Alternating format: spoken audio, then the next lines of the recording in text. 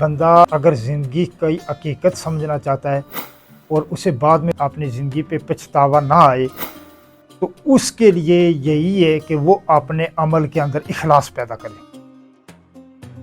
لوگوں کی self respect کا خیال نہیں رکھا جا رہا۔ اگر اللہ کی ذات ہمیں دیتے ہوئے دنیا کو نہیں بتاتی تو ہم کون ہوتے ہیں لوگوں کو دکھانے والے کہ ہم دے رہے ہیں؟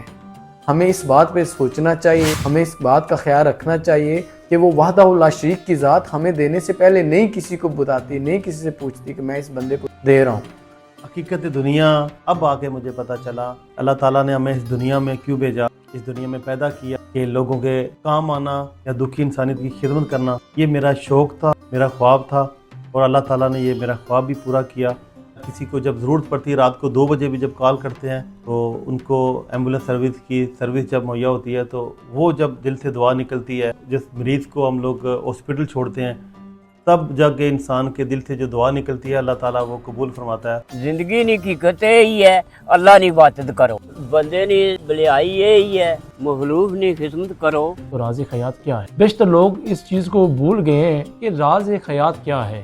ہم مادیت پرست ہیں۔ آیت کا وہ ترجمہ یہ ہے نا کہ ہم نے پہلے موت کو پھر زندگی کو پیدا کیا، لیکن آج ایک مسلمان دوسرے مسلمان کا گلا کاٹنے میں جلدی میں لگا ہوا ہے۔ وہ کہتا ہے کہ میں اس سے آگے بڑھ جاؤں، یعنی کہ پیسے کی دوڑ میں لگا ہوا ہے، نفسا نفسی کا عالم ہے، یہ عزت و احترام کسی کا رہی ہی نہیں ہے۔ لیکن ہم اس طرح اپنے بچوں کی تربیت نہیں کرنا چاہ رہے۔ ہمارا مقصد یہ ہے کہ ہم پیسہ کمائیں، لوٹیں، گھسیٹیں، ایک دوسرے کی ٹانگیں کھینچیں اور اس کے بعد ہم اس دنیا سے چلے جائیں۔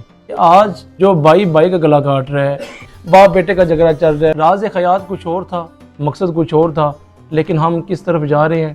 دنیا کی حقیقت دیکھیں جی، دنیا کی حقیقت بحیثیت مسلمان ہم اس بات پہ یقین رکھتے ہیں کہ اللہ تعالیٰ نے یہ کائنات بنائی، انسان کی زندگی کا آنا، اس کا مرنا، یہ بھی حقیقت ہے۔ اور اس کائنات کے اندر انسان جو ہے وہ بیسیکلی وہ اللہ کے ایک خاص نظام کے تحت یہاں آیا ہے، اور اس کا مقصد بھی دوسرے کی مدد کرنا ہے۔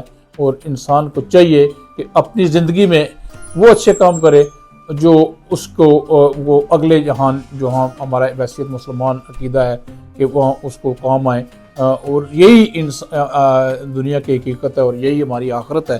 میرا پیغام یہ ہے کہ جہاں بھی ہو، جس طرح بھی ہو، انسانوں کے لیے کام کریں۔ حقیقت زندگی، حقیقت دنیا کچھ یوں ہے، آپ نے نماز پڑھی، روزہ رکھا، عبادت کی، جو بھی عمل کیا، یہ اللہ اور بندے کا معاملہ ہے، حقوق اللہ ہے۔ اللہ تبارک و تعالیٰ نے فرمایا میں جب چاہوں گا جسے چاہوں گا اس کے گناہ معاف کر دوں گا جو میرے متعلق ہیں، لیکن حقوق العباد جو ہیں ان کے بارے میں بڑا سختی سے فرمان ہے کہ جب تک آپ نے کوئی ظلم، زیادتی، ناانصافی جو کی ہوئی ہے وہ بندہ معاف نہیں کرے گا تو میں بھی معاف نہیں کروں۔ اس زندگی میں آنے کا صرف اور صرف مقصد یہ تھا کہ اللہ تعالیٰ کی رضا کے ساتھ ساتھ عوام الناس کی جی بھر کے خدمت کرنا، ضرورت مندوں کی ضرورتوں کو پورا کرنا، نادار، بیواؤں، مساکین، یتیموں، بے سہارا، اور اپنے والدین سب سے بڑھ کے اپنا خاندان، قبیلہ، اقربا، اپنے جو آپ کے قریب لوگ ہیں، مسائے جن کے بڑے حقوق ہیں۔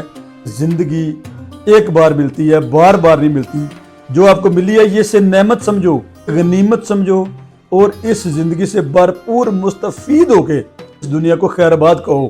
میری سمجھ کے مطابق یہ جتنی دنیا کا کام ہے یہ تو بالکل عارضی طور پر ہے، اور حقیقت آخرت ہے۔ اور جب ہم قبر میں جائیں گے تو ہمیں یہ دنیا کی باتیں تو نہیں پوچھی جائیں گی، بلکہ ہمیں آخرت کے بارے میں پوچھا جائے گا۔ اور دنیا میں جو ایک ضرورت کے مطابق ہم اپنا کام پورا کریں، لیکن آج کل کسی کو ریڑھی والے کو دیکھتا ہے، سائیکل والے کو دیکھتا ہے، اس سے اچھا برتاؤ لوگ نہیں کرتے ہیں، اور بولنے سے بھی اس طرح بولتے ہیں وہی کر کے لفظ استعمال کرتے ہیں۔ لوگوں کے ساتھ جانا اچھا برتاؤ کیا جائے، اچھے طریقے سے ہم سے پیش آ دیا جائے۔